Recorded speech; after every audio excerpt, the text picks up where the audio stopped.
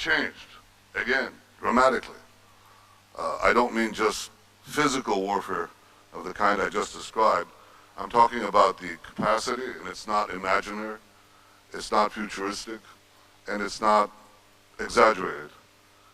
It's moving very rapidly to a situation where, with the click of a button, you can bring down nations to their knees very rapidly, if you so desire, and if you're willing to take the risks, because every system can be hacked.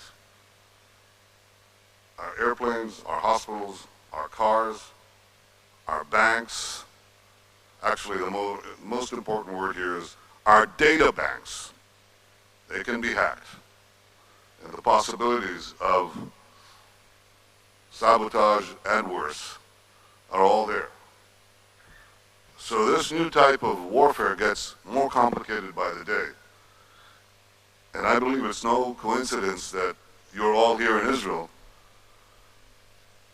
Again, over 10,000 of you from 5 continents, because you recognize that Israel is a world leader in cybersecurity. So today I have one message for anyone seeking to defend themselves from cyber attack.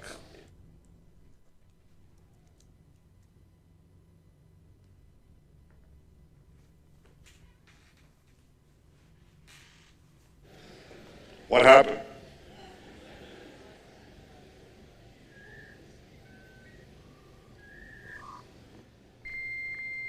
Ladies and gentlemen, this conference has just been hacked. Ironic, isn't it? A conference dedicated to cybersecurity being hacked. We are based in a country not far from Israel. That's all you need to know for now. The bank accounts of everyone sitting in this hall have just been frozen. The intellectual property of your companies is in our hands. So are your private conversations. This information is being sent to your competition and your enemies. Have a nice day. Fear not, America. Our greatest ally, the cybersecurity geniuses over in Israel, are going to secure the integrity of our elections. They're going to defend from foreign enemies, and they're going to protect our democracy. Welcome, ladies and gentlemen. I'm Adam Green with nomorenews.org. It is January 6, 2020. Thank you for watching. Thank you for clicking and tuning in. I can't overstate the magnitude of the information I'm about to share with you in this video. I have covered on my channel in the past the Israel tech takeover agenda. The top video, if you're new to this information, I would suggest is Benjamin Netanyahu's plan to rule the world. It's put it out 9 months ago. It just passed 50,000 views. That was Netanyahu, the Prime Minister of Israel, like a gangster trying to extort America. It'd be a shame if anything happened to your elections. It'd be a shame if a country brought you down to your knees. We will protect you. They're going to protect us. So they say. In this video, I'm going to be talking about some of the latest news that has been unfolding. And I'm going to share with you the new article out from the incredible investigative journalist Whitney Webb. Her article, Operation Blackout: Why a Shadowy Tech Firm with Ties to Israeli Intelligence is Running Doomsday Election Simulations. A shadowy tech firm with deep ties to Israeli intelligence, Unit 8200 and the Mossad, and newly inked contracts to protect Pentagon computers with the Jedi Cloud contract that Trump just gave to Microsoft.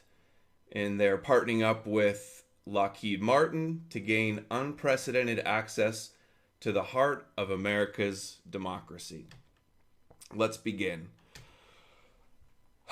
This was out 2 days ago from Whitney Webb. Election Day 2020. 32 Americans dead, over 200 injured, martial law declared, and the election itself is canceled. While this horrific scenario seems more like the plot of a Hollywood film, such was the end result of a recent simulation examining the preparedness of U.S. officials from the FBI, Homeland Security, and the Secret Service against bad actors seeking to undermine the upcoming presidential election. Yet the simulation was not a government-organized exercise, but was instead orchestrated by a private company with deep ties to foreign and domestic intelligence services. A company that is also funded by investors with clear connections to individuals who would stand to benefit if such a catastrophic election outcome were to become a reality. After the 2016 election, we heard Russian collusion, Russian interference, Russian hacking.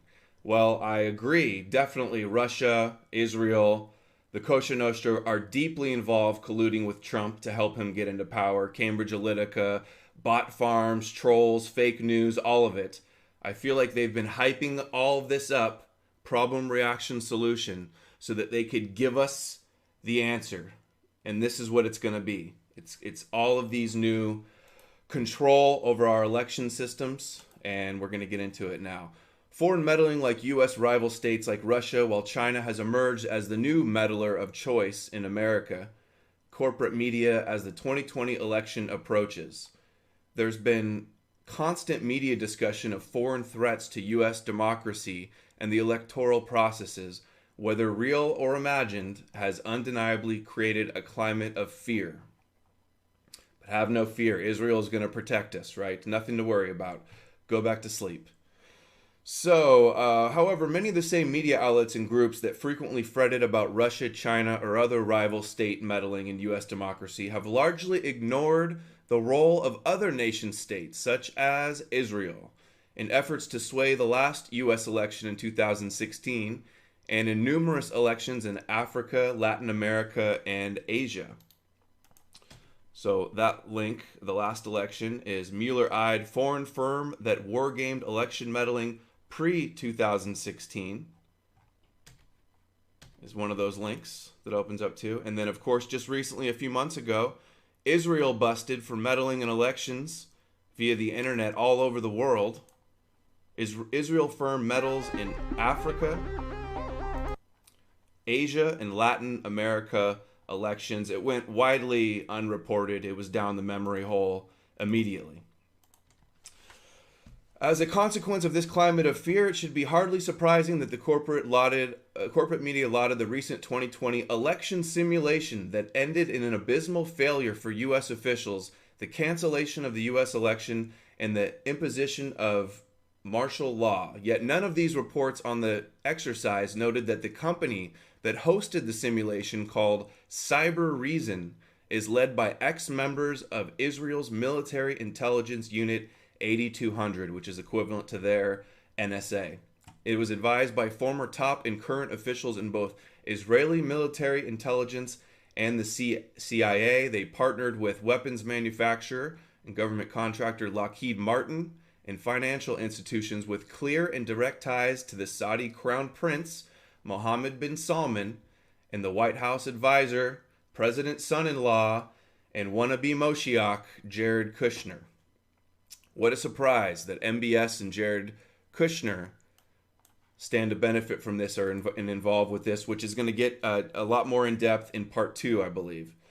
Also left unmentioned in the media reports on Cyber Reason's election simulations is the fact that Cyber Reason's CEO, Lior Div, has openly admitted that he views his work at Cyber Reason as a, quote, continuation of his service to Israel's intelligence apparatus. Mint Press, in this two-part series, Mint Press will not only explore these aspects, but how many of the technologies wielded by the bad actors in the Cyber Reason election simulation have been pioneered and perfected not by U.S. rival states, but by the Israeli companies and startups with clear ties to that country's intelligence apparatus. In other words, it's Israel that's doing all the offensive hacking that claims to be dominating in cybersecurity, and then they're also going to come in and protect us, supposedly. Cyber Reason itself What's notable is the fact that Cybereason itself has covertly become a major software provider to the U.S. government and military through its direct partnership with Lockheed Martin, which followed the defense company's decision to open an office at the Israeli military's new cyber operations hub in the Negev desert, which I believe is Beersheba that Netanyahu talks about. Examining all the interlocking pieces, a picture emerges of a potentially sinister motive for Cybereason simulations aimed at gauging how U.S. federal officials respond to crisis situations on election day. So, one, they're getting all of their hands all over the system so they can hijack it, so they can control it with backdoors. I mean, it's not even hacked or backdoors. They built the whole infrastructure, essentially, for decades. But they're running practice drills to gauge how our military, our federal officials will be able to respond. Understanding Operation Blackout. In early November, a team of hackers working for the private U.S.-based Israeli-founded Cybereason conducted a 2020 election simulation with members of various U.S. agencies, namely the DHS, FBI, and Secret Service. The simulation was organized by Cybereason and law firm Venable, and the U.S. agencies in attendance were invited and appear to not have been charged to participate. Red flag? They're just doing all of this out of altruism, out of the goodness of their hearts, for free? Does anybody believe that? The simulation was titled Operation Blackout, was set in a fictional swing state called Adversaria and pitted ethical hackers from Cybereason against a team of federal and local enforcement officials. The opposing teams were supervised by a white team composed of members of Cybereason staff Ari Schwartz, a former member of White House's National Security Council and the National Institutes of Standard and Technology. Remember NIST in 9/11? A lot more 9/11 parallels and coincidences also in a little bit.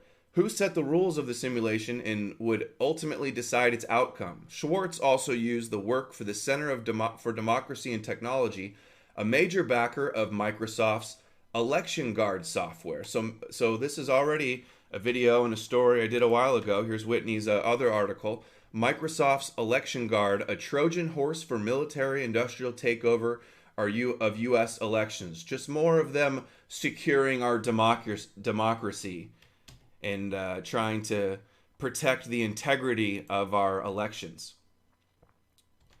Operation Blackout did not involve hackers targeting election software or voting machines. Instead, it focused on civilian infrastructure and psychological operations against the American citizens in the fictitious adversaria on Election Day. A former contractor for Unit 8200, best known for its cyber offenses against other governments, quote, in a country as fragmented as the U.S., the number of people needed to influence an election is surprisingly small. Interesting. They view the U.S. as fragmented. For them, it's unity is their strength, but America, it's diversity is our strength, which leaves us fragmented and makes it easy to throw our country into chaos and to lose confidence in the electoral system and the government.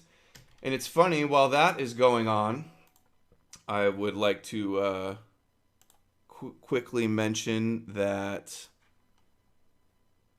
Oh, where is it? Here it is. While our elections... Where are the simulations in Israel to protect their elections? Where are the new election guards to secure their voting? And why is Israel still using paper ballots when America is not? They'll say, oh, there's less people there. They're able to do it. I don't think that's the reason. Anyway, we attempted to create havoc. Quote, we attempted to create havoc and show law enforcement that protecting the electoral process is much more than the machine. The team completely devastated the U.S. law enforcement team in Operation Blackout by not only causing chaos, but murdering numerous civilians. Hackers took control of city buses, ramming them into civilians, waiting in line at polling stations, killing 32 and injured over 200. They also took control of city lights in order to cause traffic accidents, use so-called deep fakes to conduct psychological operations on the populace, and created fake bomb threats posing as the terror group ISIS, which incidentally has its own ties to Israel, as we know, Israeli intelligence. Telecom networks and news outlets within the fictitious states were also hacked and flooded with deep fakes aimed at spreading disinformation and panic among citizens. So deep fakes, this is already being foreshadowed, is I guess a way you could say it, as we see here, several articles. LA Times, deep fake videos could upend the election, but Silicon Valley may have a way to combat them. Quartz, who by the way was promoting this simulation that Cyber Reason did, also says deep fakes will influence the 2020 election and our economy and our prison system. Check out the new mug, guys.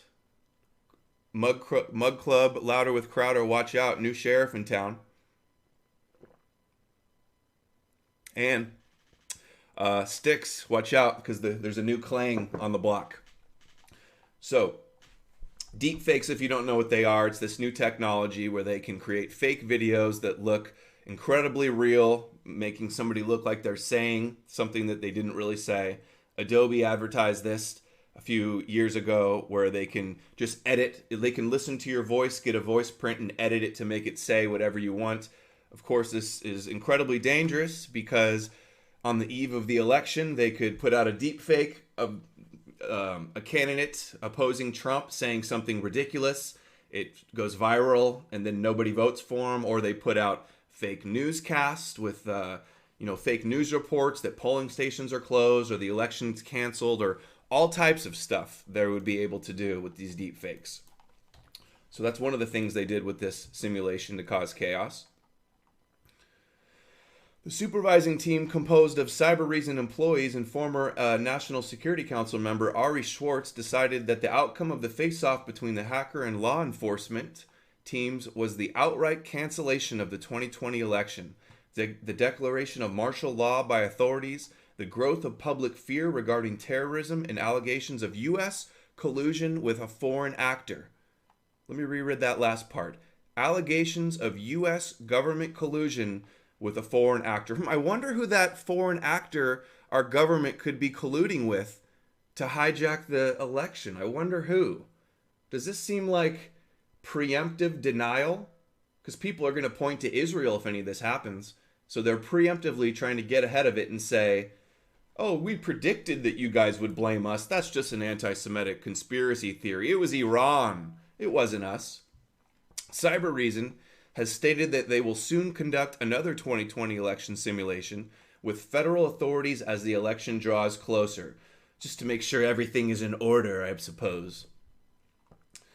Several mainstream publications have covered Operation Blackout, but have failed to note that the company behind them has deep ties to foreign intelligence outfits and governments with a documented history of manipulating elections around the world, including the 2016 U.S. election. Cough, cough, Israel. A series of simulations, like the prior simulation conducted in the U.S., Cyber Reason did not appear to charge the UK government agencies for their participation in the exercise either. So they're just doing all this for free. No ulterior motive, right, guys? They're just trying to protect us, I'm sure. Cyber Reason has, with little fanfare, been promoting extreme election day scenarios since before the 2016 election. So Cyber Reason, whenever you hear Rachel Maddow and everybody, all the Democrats saying, oh, Russian interference, they hacked the election, Cyber Reason, the more hysteria about the elections being compromised, the more Cyber Reason was, rubbing their hands together. And it says, in a blog post in 2016 by the CEO's former Israeli government contractor Lior Div, a former leader of offensive cyber attacks for the IDF's elite Unit 8200 and former development group leader at the controversial Israeli-American corporate Amdocs. Anybody in the chat has heard of Amdocs before? If you haven't, I will refresh your memory in a minute. Div wrote that hackers may target U.S. elections by, quote, breaking into the computers that operate traffic lighting systems and interfering with the ones around polling stations to create massive traffic jams, hacking polling companies, and targeting live election coverage on cable or network television stations. And you may wonder, I saw somebody say this in the chat, Zog already owns all the candidates. They already bought off everybody through APEC and the lobbies and the fear of their power. But you see, they can't leave things like this up to chance. They have to make sure that their politician that they want, their puppet that's going to fulfill their agenda, is going to get in. They can't let their plans go awry. And I think Trump is the man. I think he's going to win in 2020 because they've got big plans for him. They don't put him on coins with Cyrus and the temple, and they're not hyping all this stuff with the Zionist agenda with him just to let it all fade away. And it says they'd also cut power to polling stations and mess with the voters' minds. And the simulation focused on local and state responses to such attacks. Yeah, they're trying to figure out how they're going to be able to do it and get away with it without anybody that's not in on the thing being able to catch them. And Boston-based Cyber Reason invited Massachusetts state and local officials, as well as Boston police officers and a former police commissioner, to participate. Twitter accounts spreading fake news, turning off a city's closed-circuit cameras, hacking self-driving cars and navigation apps. Important to note that Netanyahu is always bragging that Israel is, quote, driving the world. I think it was Intel or Microsoft bought the artificial intelligence self-driving car technology Mobileye for one of the biggest acquisitions in Israeli history. So they've got the back doors into the self-driving cars if anybody wants to do that. In targeting a city's 9/11 call center with a DDoS attack, or DDoS attack, which there is another company, Cyberdyne, that's connected to, what's his name, Ehud Barak Epstein, that is involved with the 9/11 call centers, and they're also involved with tracking everybody's information so that they could do red flag laws that Barr was talking about. You've heard Trump talk about red flag laws as well to stop these anti-Semites especially. And it says, necessarily preparation for, okay. Media coverage of the simulation at the time framed it as a necessary preparation for countering Russian threats to U.S. democracy. Like the more recent simulations, the mock election was canceled and voter confidence in the electoral process was devastated. They claimed that the simulation was a way of applying, quote, lessons learned from 9/11. Oh, I'm sure they learned some lessons on 9/11. This is like 9/11 all over again with many of the same companies involved. By preventing the government's failure of imagination. Remember, that was the excuse that the officials long alleged was the reason for the government's inability to thwart the September 11th attacks. And notably, the U.S. military simulated a scenario in which terrorists flew planes into the Pentagon less than a year before September 11th. So the excuse was, it was a failure of imagination. We never thought they would hijack planes and fly them into buildings. Except they ran simulations for that very identical scenario. And not to mention that Netanyahu predicted in his 1995 book, promoting the war on terror, that the World Trade Center would be blown up and that this would be the PNAC Project for a New American Century, the catalyzing event for the new Pearl Harbor, for them to launch the war on terror, which they have been writing about and salivating for a long time.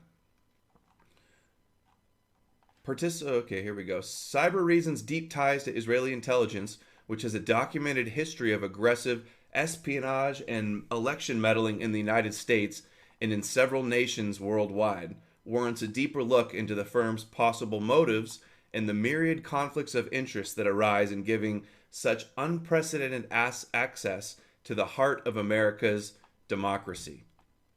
What does Cyber Reason do? Cyber Reason's interest in terror events during elections seems out of place given that the company itself is focused on selling technological cybersecurity solutions like antivirus and ransomware protection software. Software products that would be minimally effective against the type of threat encountered in the company's election day simulations. So the company doesn't even really provide answers to the scenarios that they're simulating here. And it says, actively cite the fact that most of their employees are former members of Unit 8200 as proof that they're, quote, applying the military's perspective on cybersecurity to enterprise security. Cybereason's former senior director of intelligence, Ross Rusticki, described the platform as follows.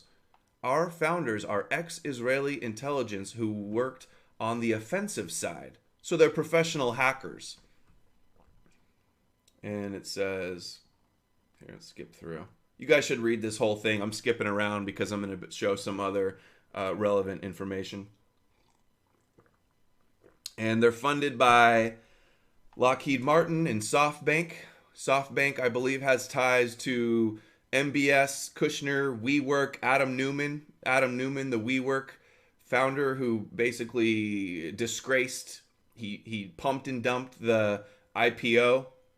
And now he's he was with the Kabbalah Center, Adam Newman, and then now he left that and joined Chabad Lubavitch with Kushner. And Adam Newman says that Kushner, MBS, and Adam Newman are going to, quote, save the world. And they're also all involved with the Middle East peace deal together. It's like this same little cabal. Okay, given what Cybereason provides as a company, their interest in offering election simulations to government officials free of charge seems odd. Yeah, understatement much. Whitney's so conservative with her articles. I'm able to, speculate a little bit more, put on my tinfoil hat a little bit more, and be a little bit more loose with my analysis. But definitely, free of charge seems a bit odd that they're doing this out of the goodness of their hearts. Indeed, in the simulations hosted by Cybereason for U.S. officials, there is little opportunity for the company to market their software products, given that the simulation did not involve electronic voting infrastructure at all. Instead, the malevolent actors used deep fakes, disinformation, and terror attacks to accomplish their goals. Terrorism is theater, right? Whose motto is, by deception we will wage war again? Never mind. Why then would this company be so interested in gauging the response of U.S. law enforcement to such crisis on election day if there's no sales pitch to be made? So not only did they do it for free, but there's not even like a catch, like, oh, we could provide you all of this software to protect you. They're not even doing that. They're just getting their hands on all of it, and really they have control of all the software to begin with. While some may argue that these simulations are an altruistic effort by the company, yeah, I wonder who's going to make that argument. An investigation into the company's founders and the company's ties to intelligence agencies suggests that this is unlikely to be the case. The people behind Cybereason. Cybereason was created in 2012 by 3 Israelis, all of whom served together as officers in Israel Defense Forces Elite Technological and Signals Intelligence Unit, which is most often referred to as Unit 8200. And a whole lot more on Unit 8200 in my Netanyahu Plan to Rule the World documentary. They're bigger. He brags that they're just as good basically as the United States NSA in everything but scale. And probably the foremost technical intelligence agency in the world and standing on par with NSA in everything except scale. Okay, there it is. Notably, the NSA and Unit 8200 have collaborated on numerous projects, most infamously on the Stuxnet virus, which they used to hack into the nuclear power facility in Iran and blow it up, and the Dooku malware. Given the secrecy of the work conducted by Unit 8200, it's hard to know exactly what Cybereason's co-founders did while serving in the controversial unit. However, a brief biography of the company's current CEO and co-founder states that Div served as a commander in Unit 8200 and carried out some of the world's largest cyber offensive campaigns against the nations. And I would argue all of this is a cyber offensive campaign against the United States. Why can't America have our own Americans protect our government? Why are we outsourcing all of this stuff to a foreign country, a foreign adversary who pretends to be our greatest ally when really they're one of our greatest enemies? Okay. World's largest cyber offensive campaigns against nations and cybercrime groups. For his achievements, he received the Medal of Honor, the highest honor bestowed upon Unit 8200 members. Here he is. Looks pretty trustworthy. I don't know. What do you guys think?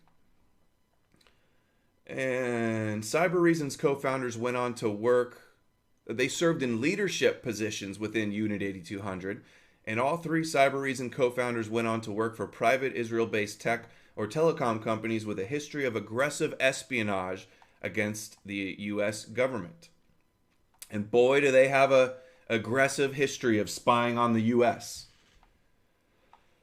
Cybereason co-founder Jonathan Stream Amit and Yossi Nair both worked for Gita Technologies shortly before founding Cybereason, which with fellow Unit 8200 alumnus Div Gita, according to public records, and it's a subsidiary of Verint Systems, formerly known as Converse Infosys. Converse and Amdocs were both involved with 9/11. Converse was initially funded by the Israeli government and was founded by Jacob Kobe Alexander, a former Israeli intelligence officer who was wanted by the FBI on nearly 36 charges. Seems like a good guy, right? Seems pretty trustworthy of fraud, theft, lying, bribery, money laundering, and other crimes for over a decade until he was finally extradited to the United States and pled guilty to some of those charges in 2016. Despite its history of corruption, and foreign intelligence connections, Verint Converse was hired by National Security Agency to create backdoors into all major U.S. telecommunication systems and major tech companies, including Facebook, Microsoft, and Google, as described in a Wire article. Shady companies with ties to Israel wiretap U.S. for the NSA. So they've got backdoors and they see everything that our NSA knows. I mean, if that's not danger, danger, recipe for disaster, I don't know what is.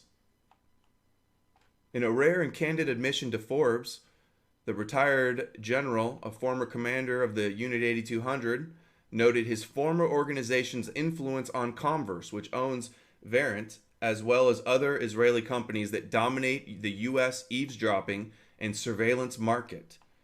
Take NICE, Converse, and Checkpoint, for example, three of the largest high-tech companies which were all directly influenced by Unit 8200 technology. Federal agents have reported systematic breaches at the Department of Justice, FBI, DEA, and State Department and at the White House going all the way back to the 1990s, breaches they claimed could all be traced back to two companies, Converse and Amdocs. Cybereason's co-founder and current CEO used to work for Amdocs as the company's development group leader. So Amdocs and Converse have been spying on us for decades, and we're putting them in charge of putting all the same people in charge of the 2020 election. In Counterpunch has the article by Christopher Ketchum, An Israeli Trojan Horse. And I'm going to play a little bit now from many of you guys that have studied 9/11 have probably seen this. This was the 4-part series by Carl Cameron.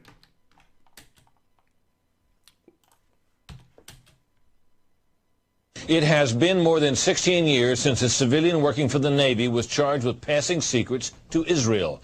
Jonathan Pollard pled... By the way, that was Jonathan Pollard, who was spying and handing stuff to Israel, which, by the way, Israel hands all of our intelligence and all of our technology over to our adversaries, their communist buddies, socialist buddies, Russia, Soviet Union, and China.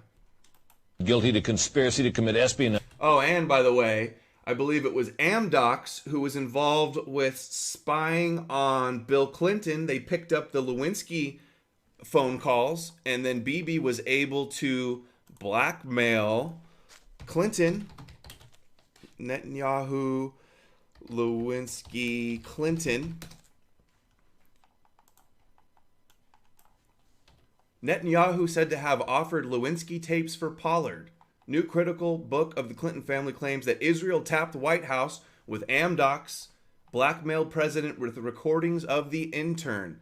How are we still letting these companies in charge of the election? Where is our patriots, the white hats as they're called, in our government to kick all these traitors out? They are the enemy. They're conquering America. And is serving a life sentence. At first, Israeli leaders claimed Pollard was part of a rogue operation, but later took responsibility for his work. Now, Fox News has learned some U.S. investigators believe that there are Israelis again very much engaged in spying in and on the U.S. The more things change, the more they say the same. Who may have known things they didn't tell us before September 11th. Fox News correspondent Carl Cameron has details in the first of a four-part series. Since September 11th, more than 60 Israelis have been arrested or detained, either under the new Patriot anti-terrorism law or for immigration violations. A handful of active Israeli military were among those detained, according to investigators, who say some of the detainees also failed polygraph questions when asked about alleged surveillance activities against and in the United States. There is no indication. Failed polygraph test when interrogated by the FBI, just like the Mossad operatives for known Mossad front group Urban Moving Systems who were caught, witnessed, filming with cameras set up before the first plane hit the first tower on 9/11, and then they were arrested, act very suspicious. They failed polygraph tests. They had tickets to go fly to different places in the world. They had thousands of dollars in their socks. And good old Dershowitz helped get them off, just like Dershowitz helped Pollard get off. And Dershowitz was also Epstein's lawyer. He calls it a paranoid conspiracy theory, though, if you think he works for Israel or Mossad or KGB, though. That the Israelis were involved in the 9/11 attacks, but investigators suspect that the Israelis may have gathered intelligence about the attacks in advance and not shared it. A highly placed investigator said there are, quote, tie-ins, but when asked for details, he flatly refused to describe them, saying, quote, evidence linking these Israelis to 9/11 is classified. I cannot tell you about evidence that has been gathered. It's classified information. Classified, Fox guys. News has learned that one group of Israelis, spotted in North Carolina recently, is suspected of keeping an apartment in California to spy on a group of Arabs who the United States is also investigating for links to terrorism. Numerous classified documents obtained by Fox News indicate that even prior to September 11th, as many as 140 other Israelis had been detained or arrested in a secretive and sprawling investigation into suspected espionage by Israelis. Our greatest ally, the only democracy in the Middle East. You hear Pence and Pompeo, the unbreakable bond, our unwavering support, forever, connected forever, like Apex motto was this year. I mean, seriously, nauseating, despicable, pathetic. In the United States, investigators from numerous government agencies are part of a working group that's been compiling evidence since the mid-90s. These documents detail hundreds of incidents in cities and towns across the country that investigators say, quote, may well be an organized intelligence gathering activity. The first part of the investigation focuses on Israelis who say they are art students from the University of Jerusalem and Bezalel Academy. They repeatedly made contact with U.S. government personnel, the report says, by saying they wanted to sell cheap art or handiwork. Documents say they, quote, targeted and penetrated military bases, the DEA, FBI, and dozens of other government facilities, and even secret offices and unlisted private homes of law enforcement and intelligence personnel. The majority of those questioned, quote, stated they served in military intelligence, electronic surveillance intercept, and or explosive ordnance units. Why would Israelis spy in and on the U.S.? A General Accounting Office investigation referred to Israel as Country A and said, quote, according to a U.S. intelligence agency, the government of Country A conducts the most aggressive espionage operation against the U.S. of any U.S. ally. A defense intelligence... Most aggressive out of any ally. Let me just pause you right there and go to a couple other stories that happened recently. Let's see, what is this one? We have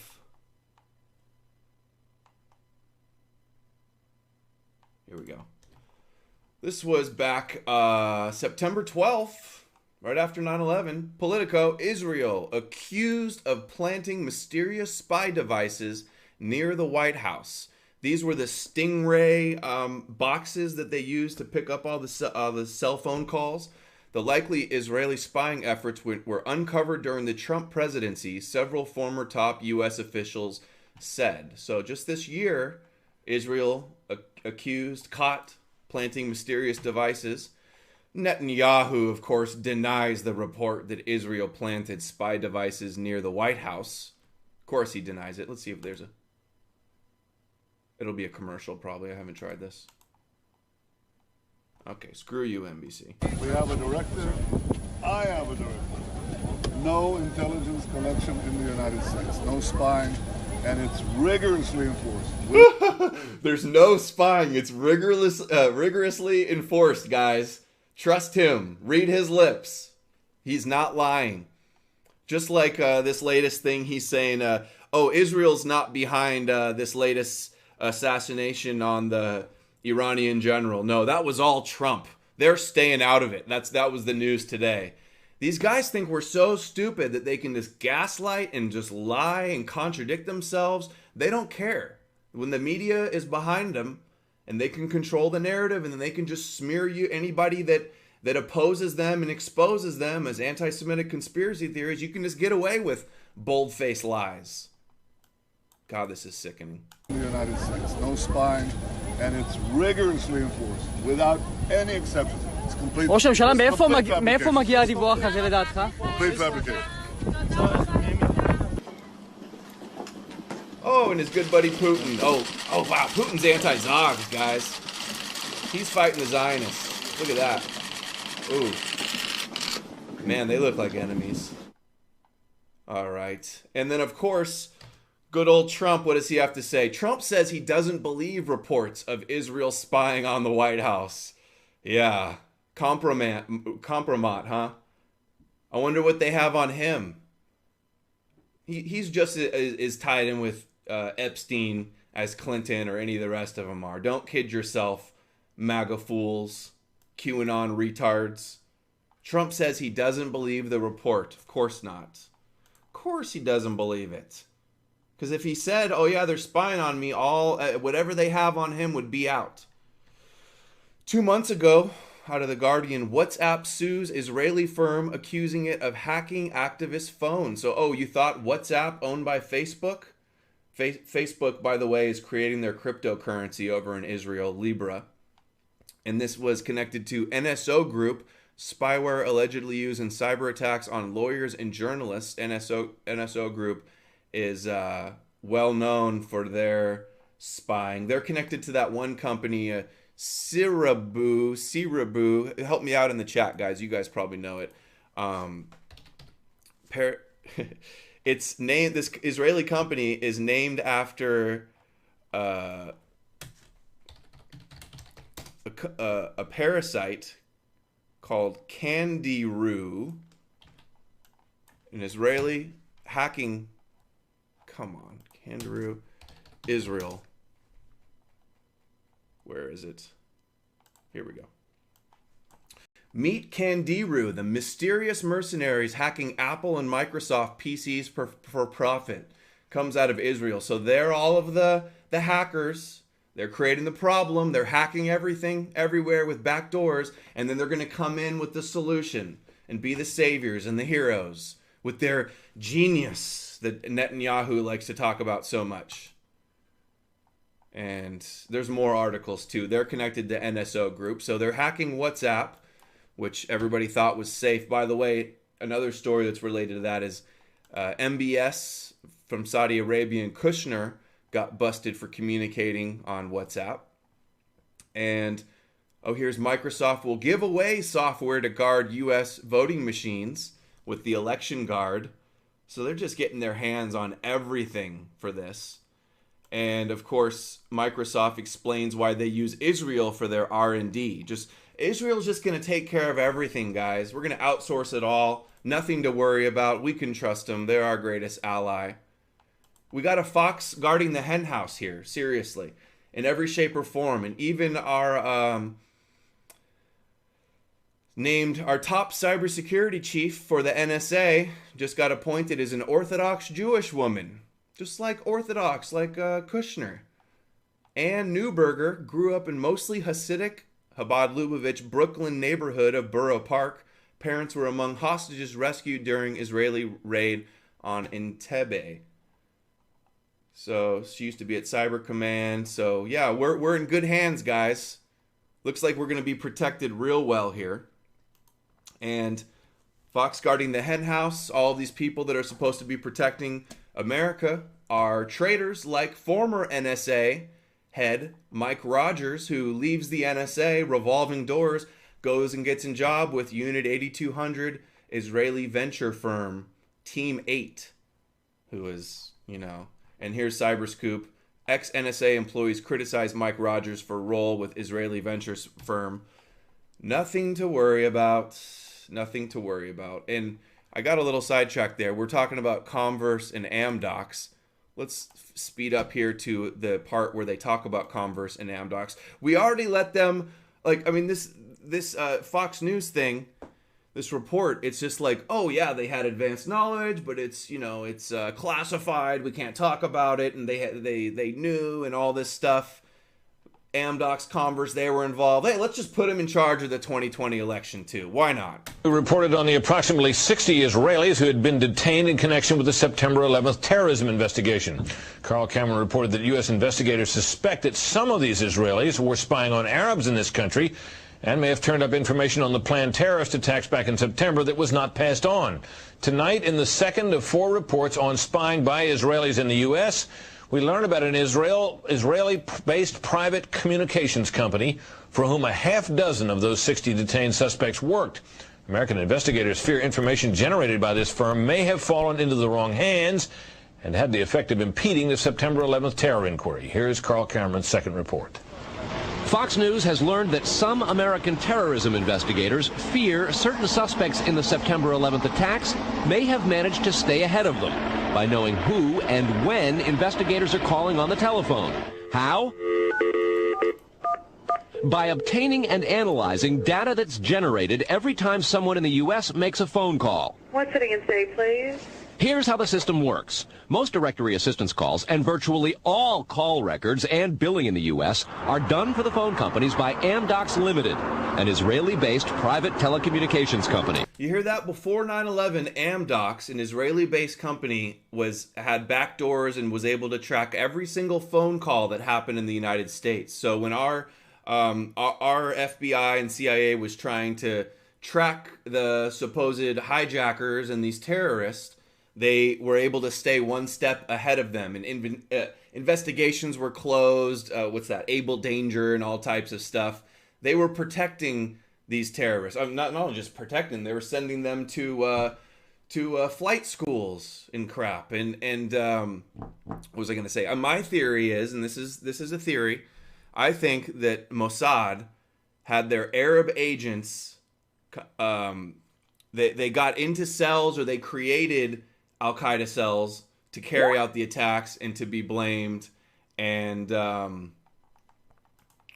that's why they were able to protect them and allow it to happen, and didn't tell us what was happening. They wanted the attack to happen. Amdocs has contracts with the 25 biggest phone companies in America and more worldwide. The White House and other secure government phone lines are protected, but it is virtually impossible to make a call on normal phones without generating an Amdocs record of it.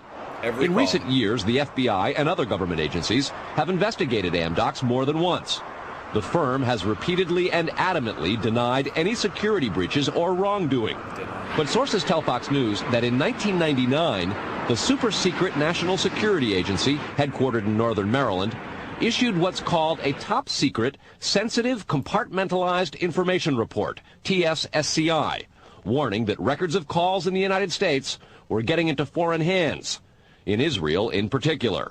All right. I mean, you guys have seen enough. It just gets worse and worse and worse. I mean, fool me once, fool me twice, and we're just going to keep getting duped over and over again by Israel. And very likely they infiltrated cells or created cells, found some patsies, And then who knows exactly how they did it. But definitely 9/11, we know that who was orchestrating it. It was Zionists everywhere you look. And, you know, this is not so much of a conspiracy theory, because look at this article here. This is Washington Times. It came out, look at this date here, September 10th, 2001. U.S. troops would enforce peace under Army study. Elite U.S. Army Study Center has devised a plan for enforcing a major Israeli-Palestinian peace accord. This is the day before 9/11. The School for Advanced Military Studies is both a training ground and think tank for some of the Army's brightest officers. So these are the brightest officers in our military. What did they say? Of the Mossad, Israel's Mossad, the Israeli Intelligence Service, the SAMS officers say, Mossad is a wild card, ruthless and cunning, has capability to target U.S. forces and make it look like a Palestinian Arab act. The day before 9/11, top military people were warning that Mossad can attack us and blame it on the Palestinians. How about that? How about that? Okay, where are we now? We're lost. A little bit more on Amdocs, and we'll get back to the article. Investigators do not believe calls are being listened to. Israeli-based company called Amdocs that generates the computerized records and billing data for nearly every phone call made in America. As Carl Cameron reported, U.S. investigators digging into the 9/11 terrorist attacks fear that suspects may have been tipped off to what they were doing by information leaking out of Amdocs. In tonight's report, we learned that the concern about phone security extends to another company founded in Israel that provides the technology that the U.S. government uses for electronic eavesdropping. Here is Carl Cameron's third report. That's Converse. The company is Comverse Infosys, a subsidiary of an Israeli-run private telecommunications firm with offices throughout the U.S. It provides wiretapping equipment for law enforcement. Here's how wiretapping works in the U.S. Every time you make a call, it passes through the nation's elaborate network of switchers and routers run by the phone companies. Custom computers and software made by companies like Comverse are tied into that network to intercept, record, and store the wiretapped calls, and at the same time transmit them to investigators. The manufacturers have continuing access to the computers so they can service them and keep them free of glitches. This process was authorized by the 1994 Communications Assistance for Law Enforcement Act, or CALEA. Senior government officials have now told Fox News that while CALEA made wiretapping easier, it has led to a system that is seriously vulnerable to compromise and may have undermined the whole wiretapping system. Indeed, Fox News... Hear that? Israel compromised our whole wiretapping system.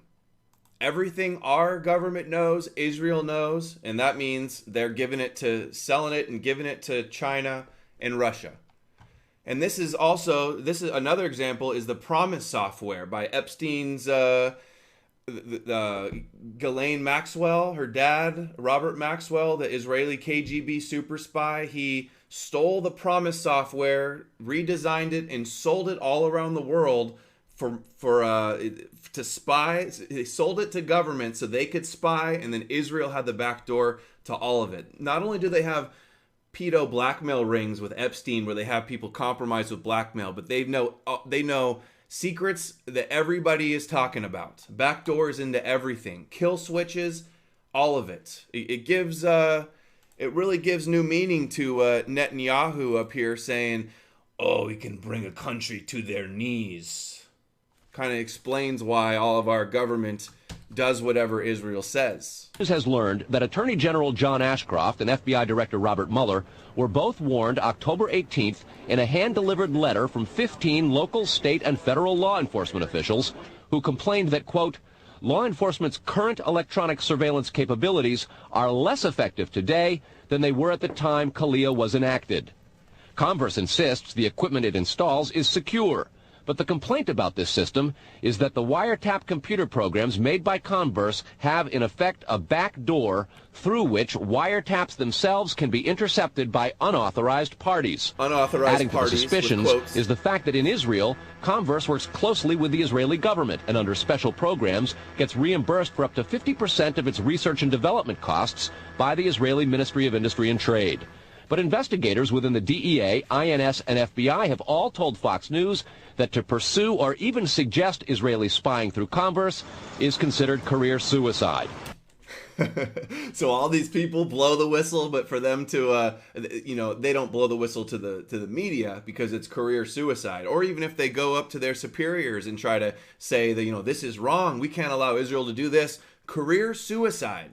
You only move up, you can only be in a position of power if you are compromised or if you go along with the Zionist agenda. I mean, guys, America is conquered. What are we going to do? What are we going to do? I'm doing everything I can to spread the message. Share the links, talk to everybody you know, protest, call your politicians. I don't know what the answer is. People always go, solutions. If I had a solution, I'd be talking about it. If there were solutions, people would be implementing the solutions. Email me if you think that you have the answer. I don't think billboards saying, Israel steals our technology is going to do much. I do videos on it all the time. Do you see anything changing? Does it go anywhere? Call me cynical, call me pessimistic, but look at the reality of what's going on here. Black-pilled. And sources say that while various FBI inquiries into Converse have been conducted over the years, they've been halted before the actual equipment has ever been thoroughly tested for leaks. A 1999 FCC document indicates several government agencies expressed deep concerns that too many unauthorized, non-law enforcement personnel can access the wiretap system. And the FBI's own nondescript office in Chantilly, Virginia, that actually oversees the Kalia wiretapping program, is among the most agitated about the threat. But there is a bitter turf war internally at FBI. It is the FBI's office in Quantico, Virginia, that has jurisdiction over awarding contracts and buying intercept equipment. And for years, they've thrown much of the business to Converse. They're giving everything to the Israeli government. They're the biggest spies, our biggest adversaries, attack us at USS Liberty, 9/11, steal our nuclear technology, send it all to China and Russia. They can get away with anything. They get away with murder day in and day out for decades. A handful of former U.S. law enforcement officials involved in awarding Converse government contracts over the years now work for the company. Numerous sources say some of those individuals were asked to leave government service under what knowledgeable sources call troublesome circumstances that remain under administrative review within the Justice Department. And what troubles investigators most, particularly in New York in the counterterrorism investigation of the World Trade Center attack, is that on a number of cases, suspects that they had sought to wiretap and surveil immediately changed their telecommunications processes. They started acting much differently as soon as those supposedly secret wiretaps went into place. Brett? Carl, is there any reason to suspect in this instance that the Israeli government is involved? No, there's not, but there are growing instincts and an awful lot of law enforcement officials in a variety of agencies who suspect that and have begun compiling evidence and a highly classified investigation into precisely that possibility. Brett? All right, Carl, thanks very much. All right, Carl. All right, Carl. So here is Information Awareness Office. This was a real department under DARPA. And this is their symbol here. Talk about, Illuminati, Freemasonry, on our money. The Freemasons are the temple builders too. They have the Supreme Court in Israel has a all-seeing eye as well. Come on, guys. Total information awareness. It's just, they even put it on the patches. The eye is watching everything. This wasn't made up by a conspiracy theorist. This is legit. They're watching everything. The eye in the sky. Nothing to worry about, though. A little bit more here. Oh, and by the way, we're giving all these contracts to Converse and Amdocs and everything. Meanwhile, Newsweek, Israel flagged as top spy threat to U.S. in new Snowden NSA document. This is just pathetic. Our government just bends over for Israel. Top spy threat. The most aggressive spying in our country. Shock spread from the DEA to the FBI in Washington and then the CIA. An investigation of the problem, according to law enforcement documents, concluded, quote, The organization has apparent extensive access to database systems to identify pertinent personal and biographical information. Remember when Netanyahu in the beginning said, oh, the most important thing they want to hack is your databases? Well, guess what? He's already got control of all the databases. Investigators tried to find out where the information might have come from. They looked at Amdocs, a publicly traded firm based in Israel. Amdocs generates billing data for virtually every call in America, and they do credit checks. The company denies any leaks, but investigators still fear that the firm's data is getting into the wrong hands. Getting into the wrong hands. They're the wrong hands. Israel is the wrong hands. They're the supremacists. They're the ones that want to rule the world. They're the ones that hate the Gentiles and want us to be their slaves. When investigators checked their own wiretapping system for leaks, they grew concerned about potential vulnerabilities in the computers that intercept, record, and store the wiretapped calls. A main contractor is Comverse Infosys, which works closely with the Israeli government and under a special grant program is reimbursed for up to 50% of its research and development costs by Israel's Ministry of Industry and Trade. Asked this week about another sprawling investigation and the detention of 60 Israelis since September 11th, the Bush administration treated the questions like hot potatoes. I would just refer you to the Department of Justice with it. I'm not.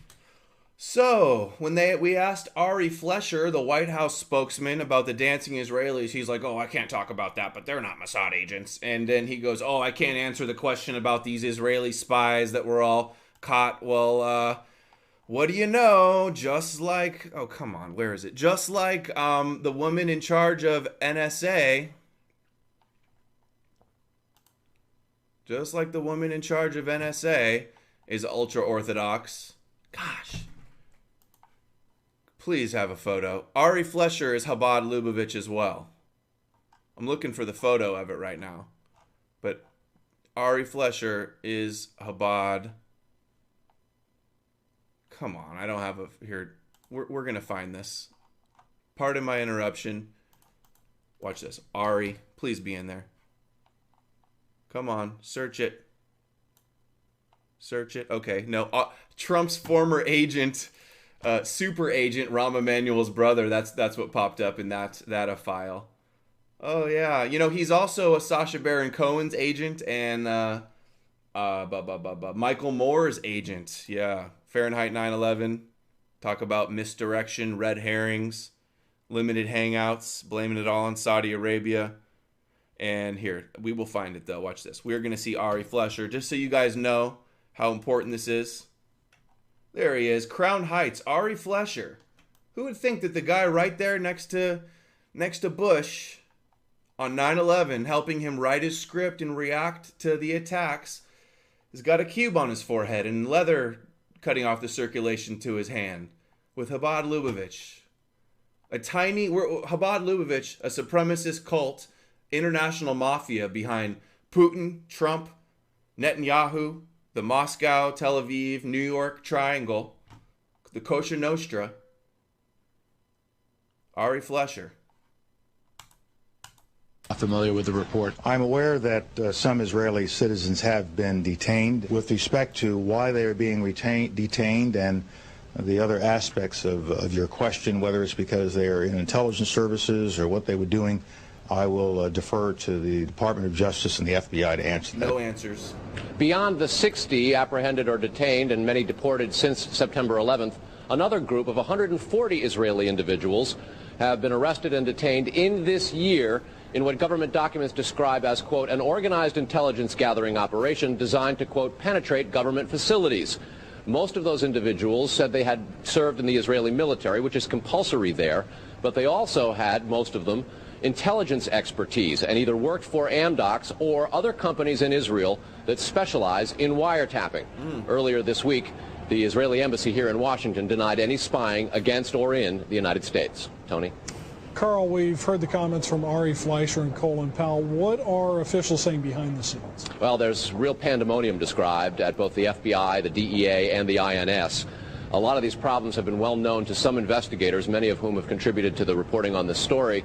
And what they say is happening is supervisors and management are now going back and collecting much of the information because there's tremendous pressure from top levels of all of those agencies to find out exactly what's going on.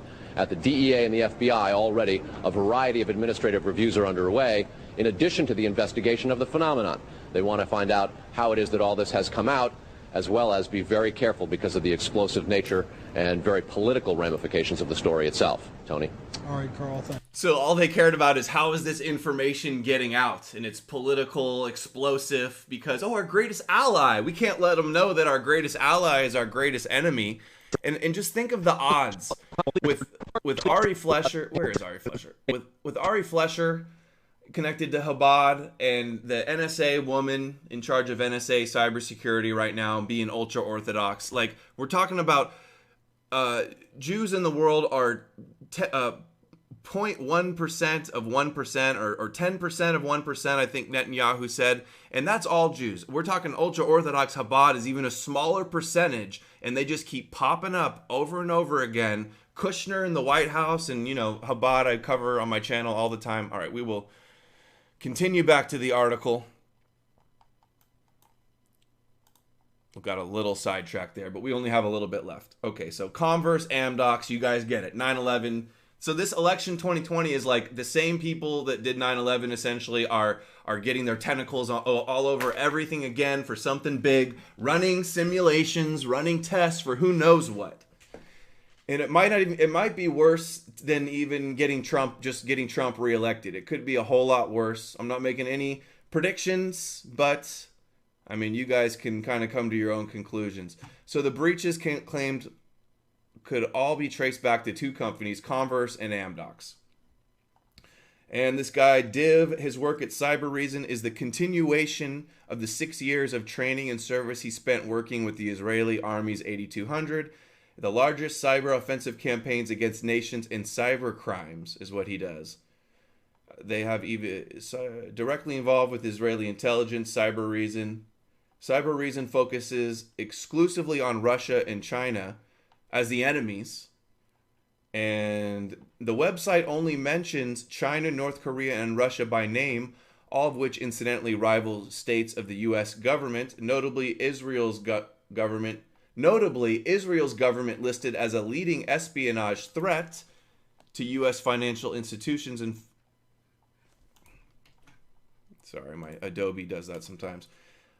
Is absent from Cyber discussion of state actors. So they're saying, oh, we're going to protect you from Iran, Russia, and China. Meanwhile, they're already giving all of our information to them and our technology anyway. And then they're leaving them out, Israel out, and they're the ones that are the biggest threat. Fox guarding the hen house. Okay. We'll go, I think it's going to be like another 10 minutes maybe. There's not too much more to get to. Going through this a little faster than I thought. And everybody, I haven't done a plug. I haven't plugged the whole hour yet. Please. Demonetized on YouTube. Banned on PayPal. Today, warfare has changed. I can't do this without you guys. The links, I've been putting them in the chat. Go to nomorenews.org. Contact page.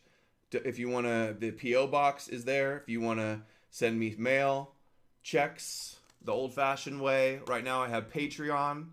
Is all I have. Patreon and Subscribestar.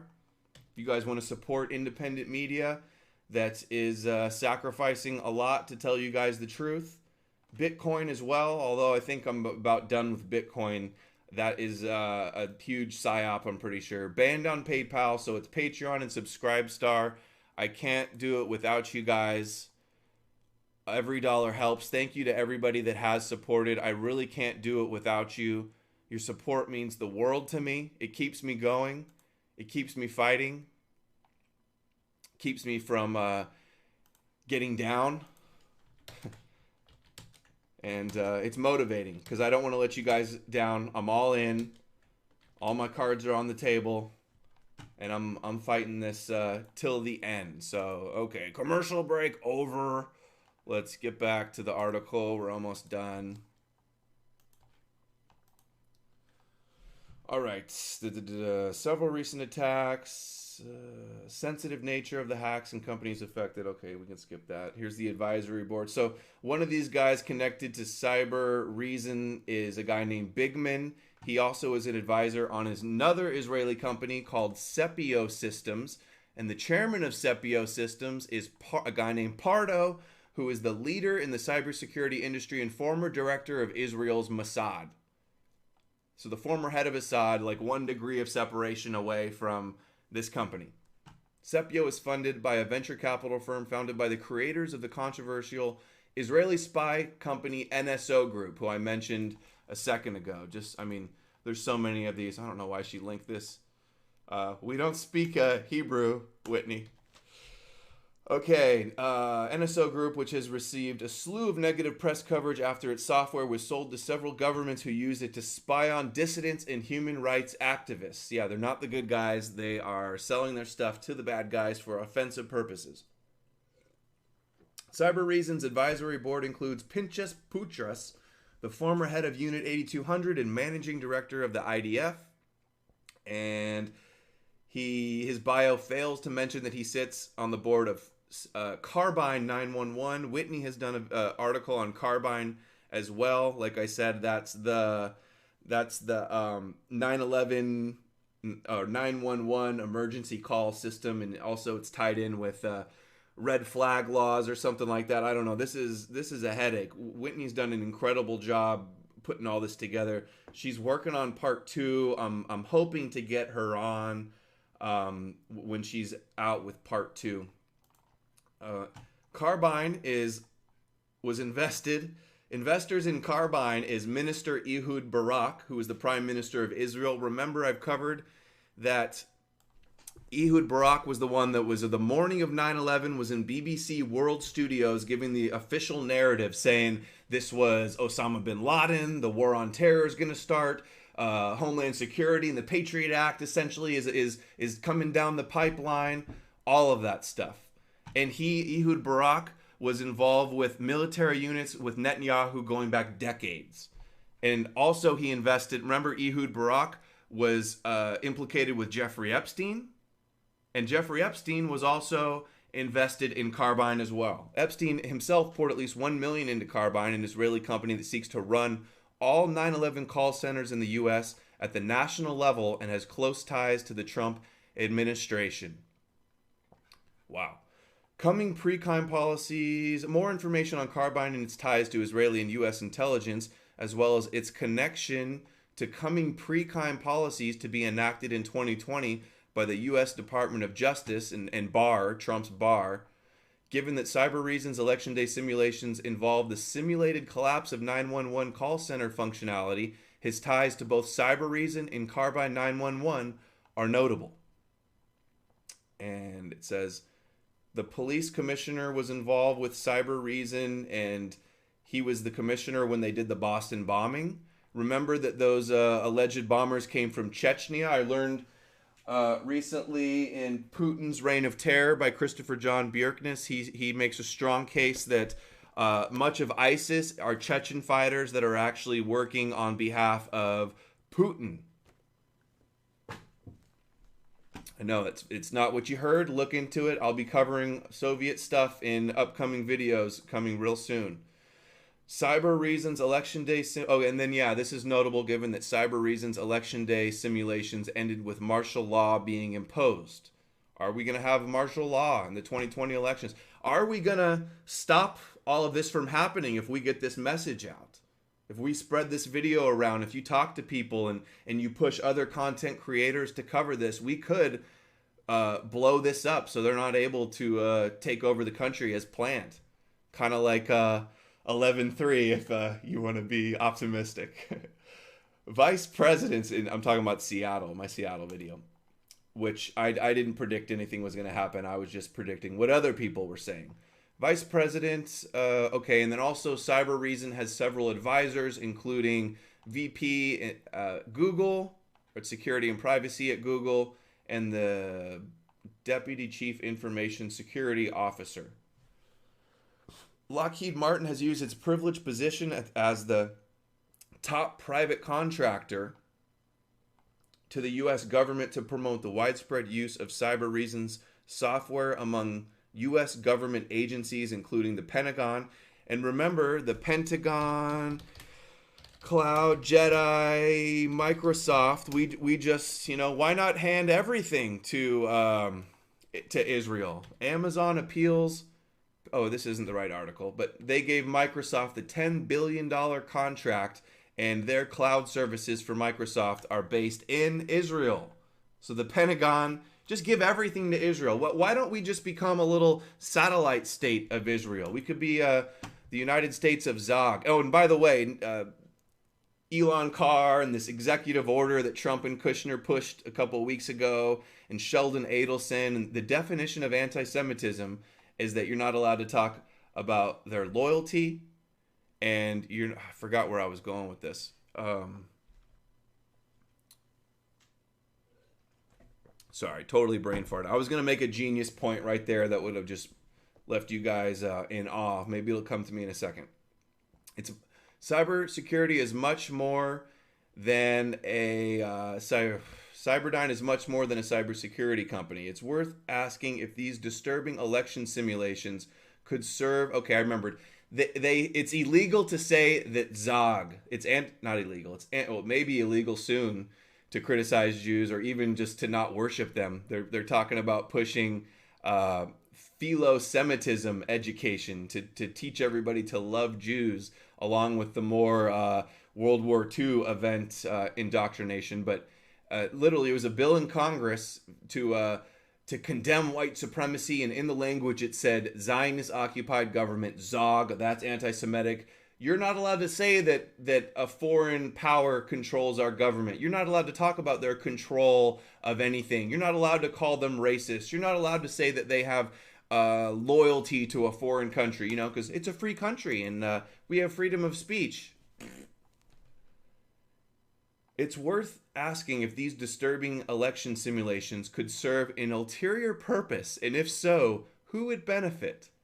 I love that that language there from Whitney, compared to what I'm able to do on my channel, rant and rave about how they're taking over and everything. And she's just like, I wonder if they'll have an ulterior motive.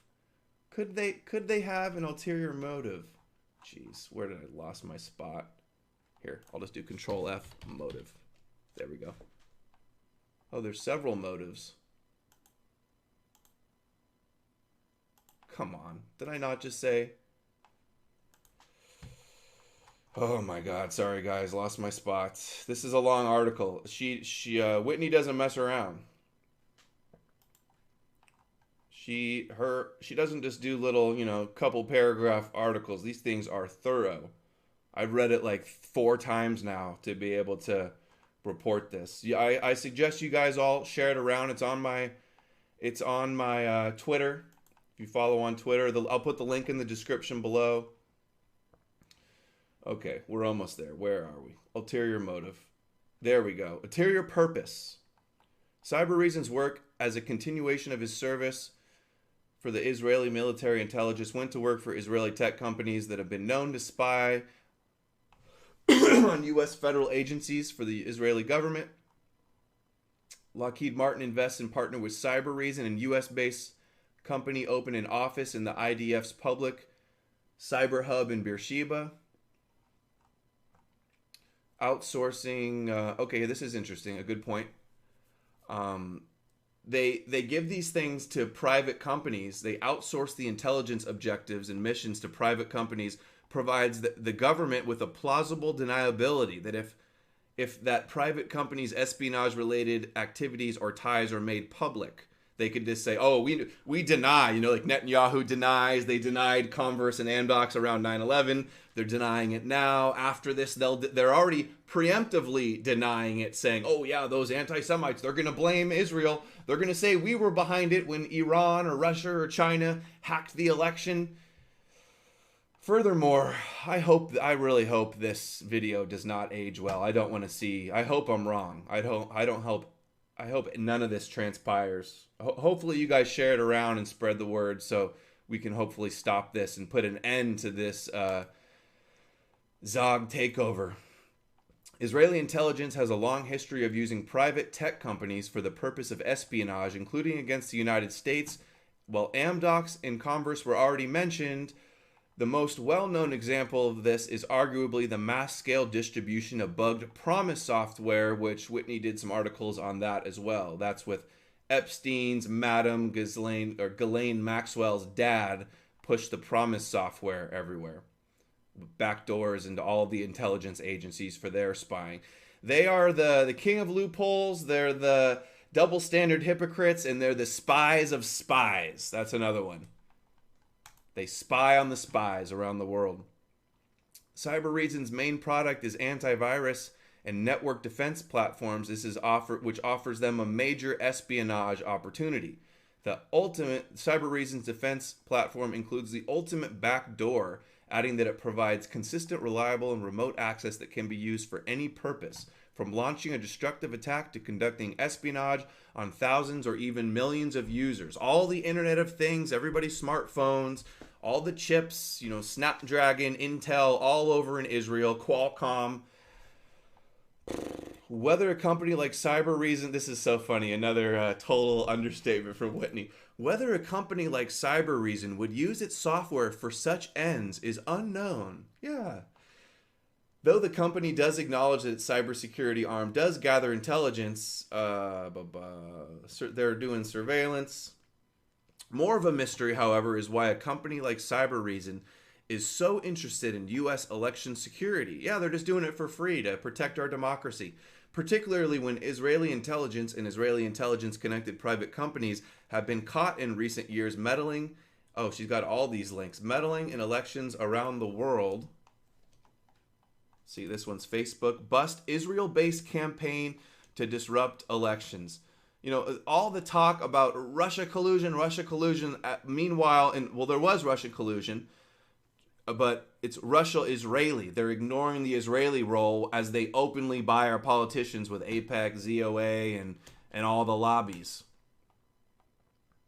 And what's the other link?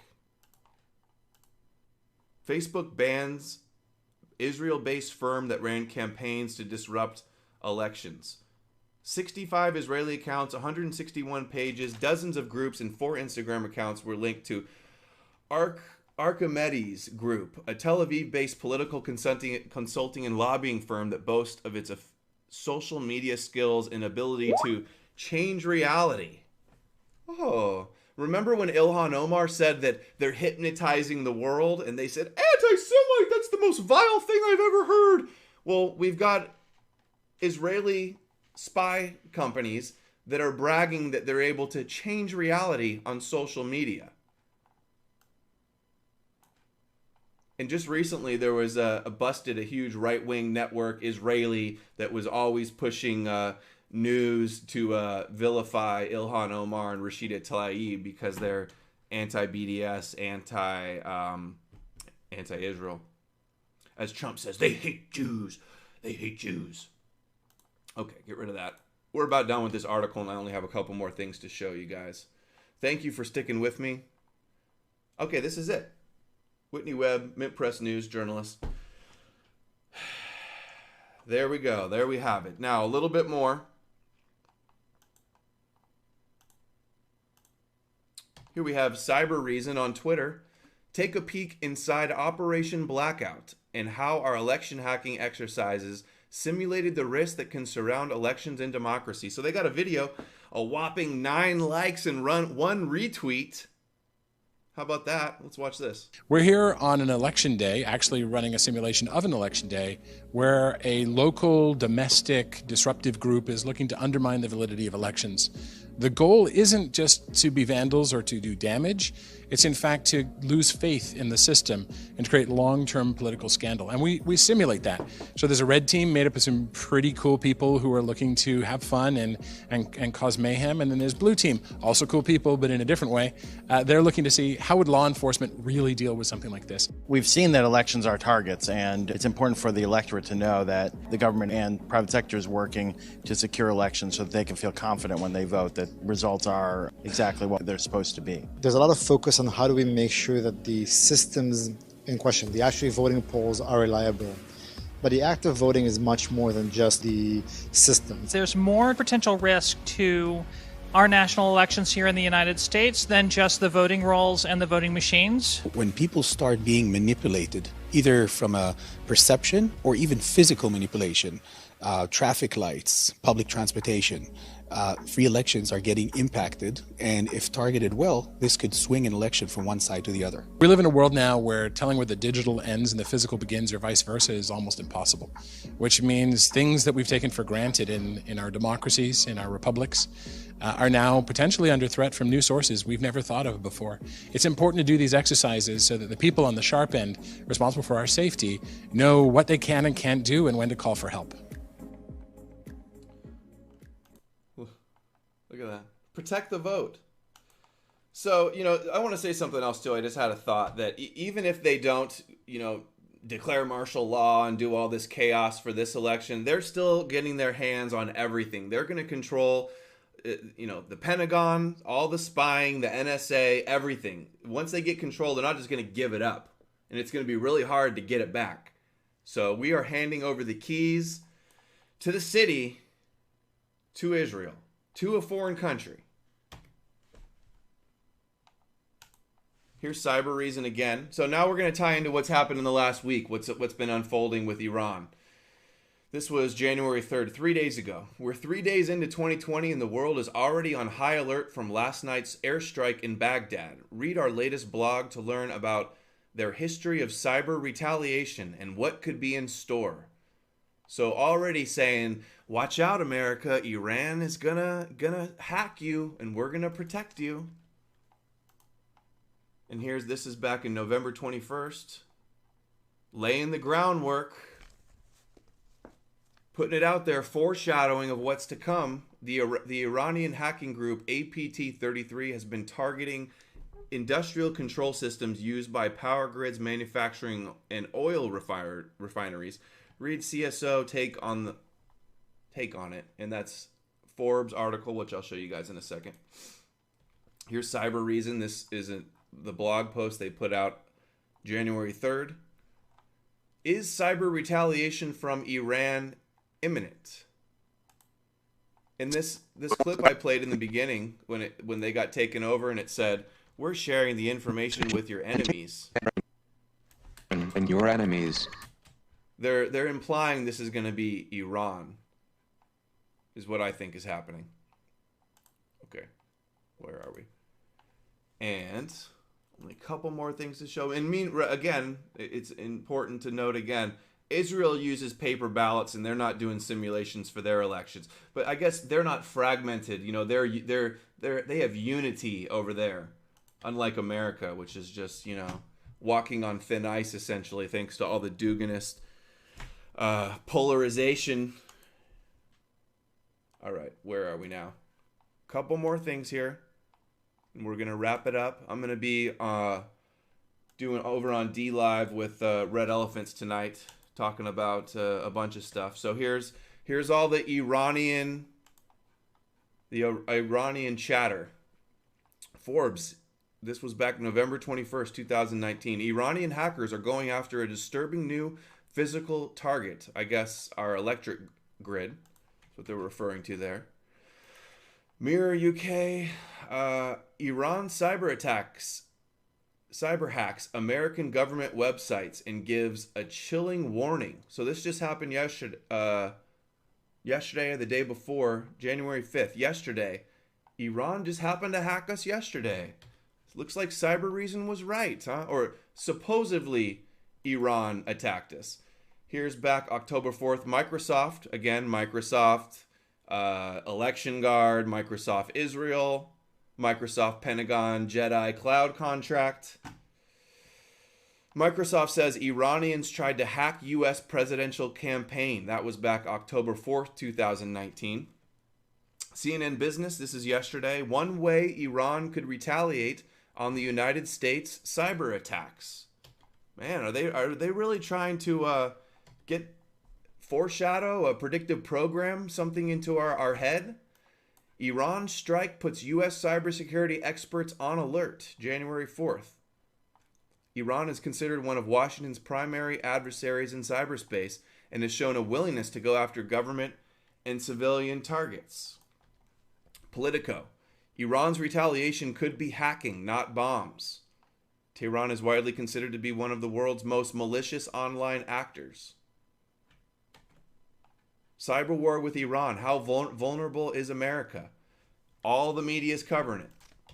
Iranian cyber attacks on U.S. feared after Soleimani killing. Iran hackers among world's most aggressive. Well, we saw the report from 9/11 that Israel was the most aggressive spying. The Snowden leak said that they were the biggest threat as well. And then yesterday, U.S. government website hacked with pro-Iranian messages. Image of a bloodied Trump. I mean, I don't think you could script this much better than that. And interesting how USA Today frames this headline, that it's pro-Iranian messages, but it turns out that it's only a group claiming to be from Iran. Oh, I may be, call me a conspiracy theorist. I think this hack came from the Middle East, but I don't think it came from Iran. Look at this photo. Trump getting punched by the Iran. Does this seem strategic to you? If you're going to hack somebody, you're going to hack important infrastructure. You're going to make an oil refinery blow up or something like that, and you're not going to say, "We did it. It was Iran. Come bomb us. Here's your excuse. Here's your pretext to come attack us." Right? And what do we have here? Global news. This is what the message said. "This is a message from Islamic Republic of Iran. U.S. agency site apparently hacked." And this is interesting. So this was back April 9th, 2018. A while ago. Hackers hit Iran with U.S. flag. Don't mess with our elections. Warning. So, America's getting hacked, and it looks like it's Iran taking credit, threatening our elections. Iran gets attacked, and they put up American flags, and it says, "Don't mess with our elections." Do you see the script being written here? Do you see the script being written? And remember what I said, or this Washington Times. Mossad, ruthless and cunning, has capability to target U.S. forces and make it look like Palestinian Arab act.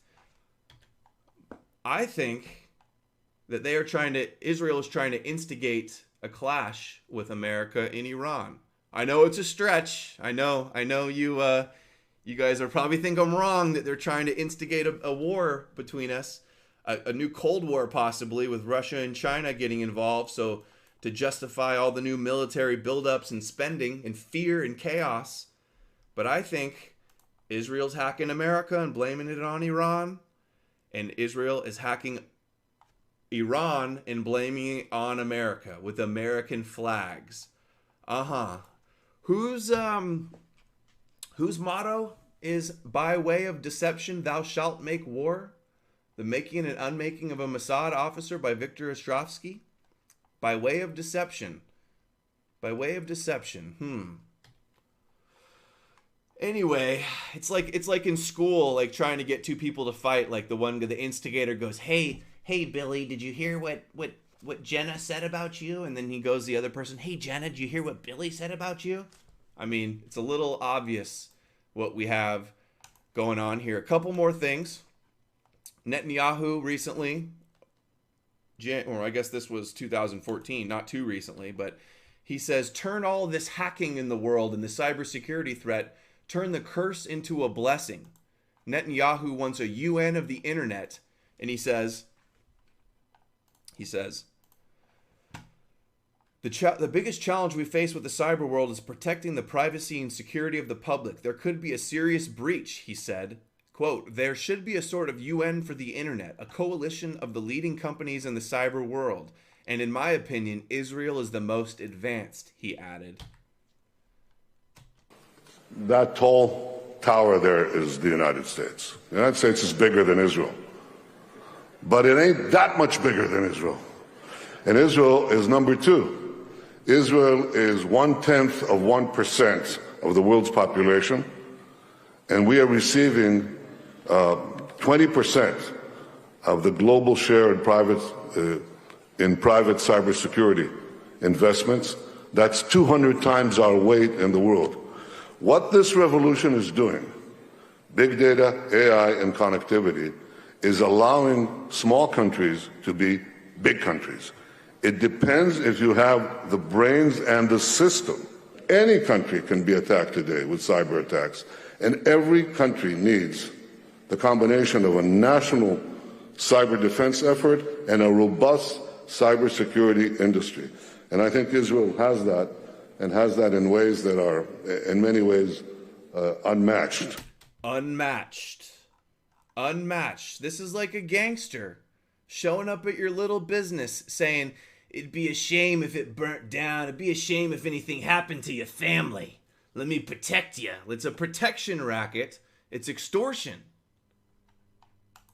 To give up the keys to the city so they can have control over everything, so they will protect us. Have no fear, guys. Israel is going to protect us.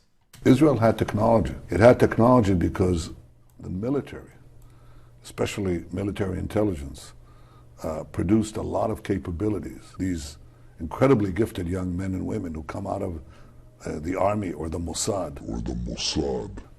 They want to start their startups. So we got Mossad, and these people are mostly from the Soviet Union and Russia too. There's other clips talking about Netanyahu saying, come here, you know, come, we've got jobs for you. They say, oh, they were so smart, but in the Soviet Union, they couldn't make money. They come to Israel and they make so much money. I love this little... The army or the Mossad. They want to start their startups. By deception, they shall make war.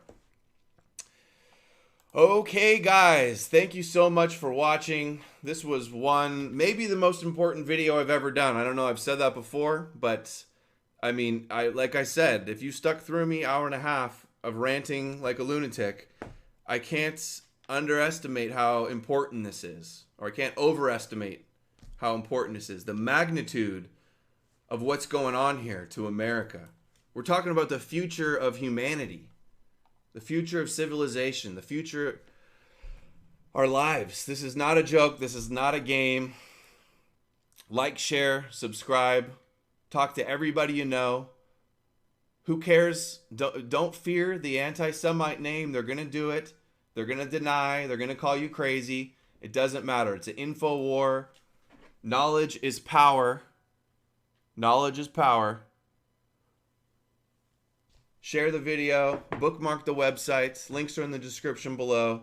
Contact page, donate page, backups, BitChute, DLive, Patreon, subscribe star. If you guys want to see a little bit more on the Israel Tech Takeover with stuff that I didn't really cover in this video, I have the Israel Tech Takeover playlist. Who runs the internet? Benjamin Netanyahu's plan to rule the world. 20 minutes. Share this around with everybody you know. Psychopathic. Israel hacking the world. Israel's tech supremacy agenda, Israel hacking elections worldwide. That's all for now, guys.